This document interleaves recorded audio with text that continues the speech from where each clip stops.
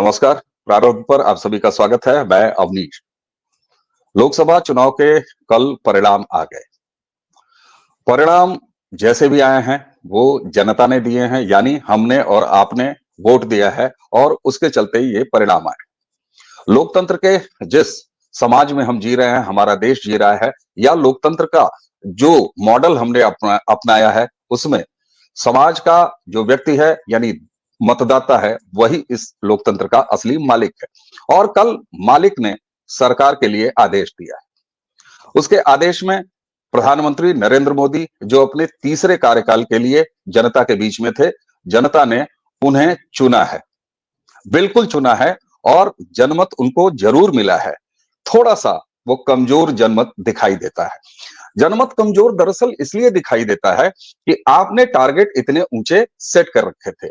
आप याद कीजिए, उत्तर प्रदेश में आपको जो कुछ भी झटका लगा है, उसके पीछे कारण क्या है। मैं इस वीडियो में दर्शकों कारण बताने नहीं आया हूं। मैं आप सबका साथ चाहता हूं। मैं आप सबसे अपील करता हूं कि लोकसभा चुनाव के ये जो भी नतीजे आए हैं, इनमें जो भी सेटबैक भारतीय जनता पार्टी को लगा है, मैं एनडीए के सेटबैक की बिल्कुल बात नहीं करूंगा, क्योंकि एनडीए का टैली बिल्कुल अपनी जगह बरकरार है। भारतीय जनता पार्टी को अकेले 272 का आंकड़ा नहीं मिला है। हमें विचार इस पर करना है, हमें विश्लेषण इसका करना है। आज मैं आप सबका साथ दर्शकों इसलिए चाहता हूं कि हम एक क्वेश्चनर तैयार कर रहे हैं। हम ये जानना चाहते हैं कि कौन से बिंदु ऐसे हैं जिन पर हमको मंथन करना है, जिनको हमें परिभाषित करना है, विश्लेषित करना है कि आखिर नतीजे ये क्यों आए, इनके पीछे कारण क्या है। कल देर रात तक नतीजे आए हैं और हम अपने आप को ज्ञानी आपके सामने प्रस्तुत नहीं कर रहे कि एक पूरी रात में या पिछले कुछ घंटों में हमने सारा कारण जान लिया। बिल्कुल नहीं जाना। और यहीं पर मैं आप सभी का साथ चाहता हूं कि जहां हम मिलजुल कर, आप नीचे कमेंट में हमें बताइए, लिखिए कि आप किन बिंदुओं को जिम्मेदार मानते हैं, चाहे वो उत्तर प्रदेश हो। मैं बिहार को लेकर हमेशा से शंकित रहा हूं, इस बात को मैं पूरी विनम्रता से स्वीकारता हूं, लेकिन बिहार ने जिस तरीके से जातीय समीकरणों को ध्वस्त करते हुए एनडीए और भारतीय जनता पार्टी को अपना आशीर्वाद दिया है, उसके सामने उत्तर प्रदेश कहां खड़ा है। वो उत्तर प्रदेश जहां मुख्यमंत्री आदित्यनाथ के नेतृत्व में एक डबल इंजन की सरकार चल रही है। वो उत्तर प्रदेश जिसने 3 दशकों के बाद उत्तर प्रदेश में किसी सरकार को रिपीट किया, यानी आदित्यनाथ जी की सरकार को रिपीट किया। वो सरकार ब्रांड मोदी के सामने इस तरह से क्यों रिएक्ट की। अयोध्या की हार के क्या मायने हैं। क्या प्रत्याशी के ऊपर सारा ठीकरा फोड़ा जा सकता है? अगर उचित होगा, अगर यही ठीकरा लल्लू सिंह के ऊपर फोड़ा ही जाना है और वो दोषी हैं, तो बिल्कुल फोड़ा जाना चाहिए। लेकिन ये नतीजे बहुत कुछ बताते हैं। ये नतीजे बहुत कुछ ऐसा बताते हैं कि अगर हम बार बार ये आरोपित करते रहे इस पूरे चुनाव के दौरान कि सोरस हो, चाहे यूएसडीपी स्टेट हो, या भारत के जो भी विदेशी दुश्मन हैं, वो इस देश के विपक्ष के साथ मिलकर उनका भी एक एजेंडा यही था कि नरेंद्र मोदी की सरकार तीसरी बार नहीं आए। हालांकि भारत के जनमत ने इसे संभव नहीं होने दिया और प्रधानमंत्री नरेंद्र मोदी तीसरी बार शपथ लेंगे, ये तय है। लेकिन उसी के साथ ऐसे कौन से कारण थे कि उत्तर प्रदेश जैसे राज्य ने चौंकाया। वेस्ट बंगाल जहां संदेश खाली हुआ, जहां साफ साफ तौर पर दर्शकों मुझे स्वीकार करने में तनिक भी बुरुज नहीं है कि हम अपने बंगाली जो हमारे अतिथि वक्ता पांजा साहब, उनके साथ लगातार जब बात कर रहे थे, मेरी पर्सनल फीडबैक जहां से भी आ रही थी, वहां जनता बिल्कुल ही नाराज हुई बैठी थी, चेतना थी। लेकिन नतीजे क्या बताते हैं? आप 18 से भी नीचे चले आए।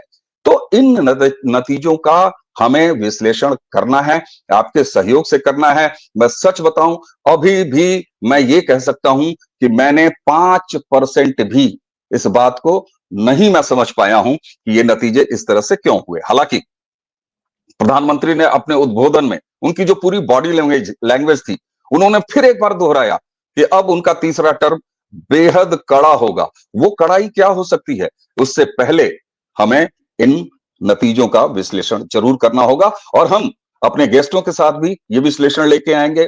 अगर हम जीते हैं और जीत में भी हार का भाव है, तो मुझे लगता है कि ये न सिर्फ भारतीय जनता पार्टी एक पार्टी के तौर पर उसके लिए महत्वपूर्ण है, बल्कि यह देश के लोकतंत्र के लिए बहुत महत्वपूर्ण है कि एक ऐसी पार्टी जो शानदार प्रदर्शन कर रही है, एक ऐसा गठबंधन जिसके पूर्ण बहुमत की सरकार बनने जा रही है, वो और उसके समर्थक और उसके वोटर खुद की हार इसमें देख रहे हैं।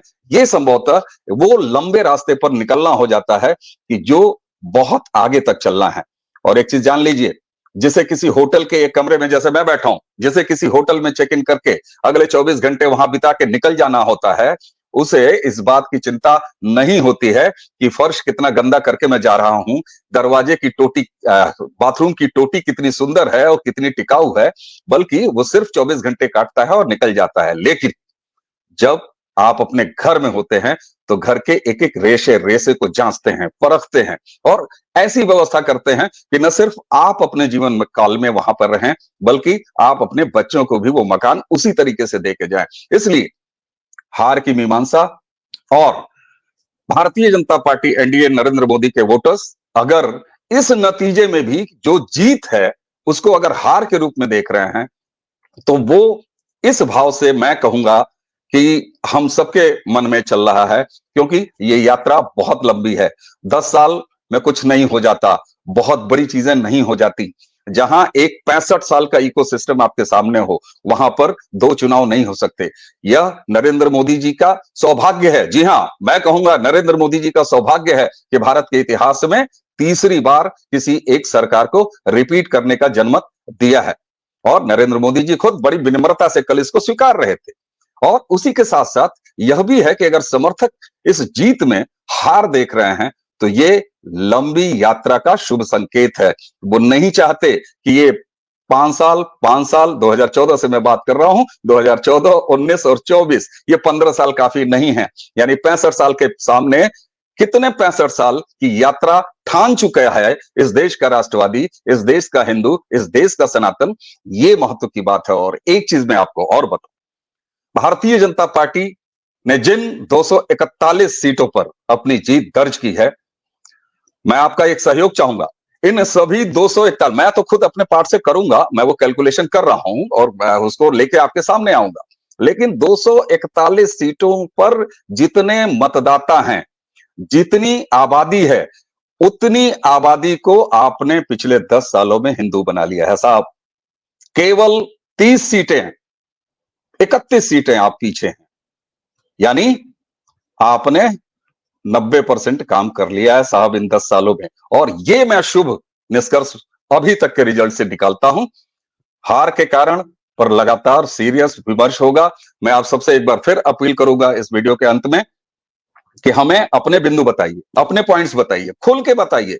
आप हमें अगर कह रहे हैं कि हम बढ़ा चढ़ा के बता रहे थे, सबके आकलन फेल हुए हैं, एग्जिट पोल फेल हुए हैं, बड़े बड़े राजनीतिक विश्लेषक फेल हुए हैं, बिल्कुल फेल हुए हैं साहब, हम सब फेल हुए हैं। मैं स्वीकार करता हूं कि हम सब फेल हुए हैं। क्यों फेल हुए हैं, आगे क्यों ना फेल हो, इसके कारणों की पड़ताल हमें करनी है। इसलिए मैं इस वीडियो के माध्यम से आप सबसे हाथ जोड़ के अपील करता हूं कि नरेंद्र मोदी जी की इस जीत में, तीसरी बार उनके आने में हम हार देख रहे हैं, तो ये हमारा दुख नहीं है, ये हमारे लंबे रास्ते पर चल पड़ने की वो हरकत है जिसको अभी बहुत लंबा जाना है। और आपने साहब 241 सीटों पर हिंदू बना लिए हैं, 241 सीटों पर विकास के नाम पर वोट देने वाले बना लिए हैं, खड़ा कर लिया है आपने। महज 31 सीट आप दूर हैं और ये यात्रा ऐसे ही अनवरत चलती रहेगी। हार की मीमांसा हम करते रहेंगे, सीट दर सीट मैं करूंगा। मैं आपको बता रहा हूं, उत्तर प्रदेश की एक एक सीट पर आपकी हार क्यों हुई है उसकी हम मीमांसा करेंगे। अयोध्या ने आपको इस तरह से लताड़ा क्यों है, इसकी हम चर्चा करेंगे। दर्शकों, एक बार फिर इस वीडियो को समाप्त करने से पहले आपसे हाथ जोड़ के अपील है कि नीचे कमेंट्स में हमें बताइए, अपने बिंदु बताइए, ताकि उन बिंदुओं को भी हम अपने क्वेश्चनर में शामिल करें और उस पर अपनी मेहनत लेके आपके सामने आए। एक बार फिर प्रधानमंत्री नरेंद्र मोदी को उनके तीसरे टर्म की लिए शुभकामनाएं, हार्दिक शुभकामनाएं। खूब कड़े और खूब बड़े फैसले लीजिए, हम सब आपके साथ हैं। 241 सीटों का हिंदू आपके साथ है, सनातनी आपके साथ है, आपके विकास को चाहने वाला आपके साथ है, देश की मजबूत से मजबूत करते जाने आपका जो एजेंडा है उसके साथ है साथ। और इसी के साथ आप सभी लोगों को बहुत बहुत बधाई हो। लोकतंत्र का यह महापर्व हमने बहुत शानदार तरीके से मनाया और इतनी शानदार जीत में भी हम हार देख रहे हैं। इसको कहते हैं आत्मचिंतन, आत्ममंथन। और सारा कुनबा मिला के भारत के दुश्मनों के साथ मिलके हर तरह के कांड करके आप यानी विपक्ष अभी भी उस व्यक्ति से बहुत नीचे हैं, फिर भी आप विक्ट्री साइन बना रहे हैं और हम विनम्रता से इसको अपनी हार के रूप में देख रहे हैं, एक कमजोर समर्थन देख रहे हैं। ये अंतर है हमारे में और आप में। दर्शकों, इसी के साथ ये वीडियो समाप्त करता हूं और कल 7 घंटे 26 मिनट 22 सेकंड प्रारब्ध लाइव रहा आप सबके बीच। आप सबों ने, हमारे सभी दर्शकों ने जितना स्नेह, आशीर्वाद और हमें प्रेम दिया, उसके लिए सर झुका के आप सभी को प्रणाम, नमस्कार। हम ऐसे ही चलते रहेंगे। जय जय श्री राम। नमस्कार।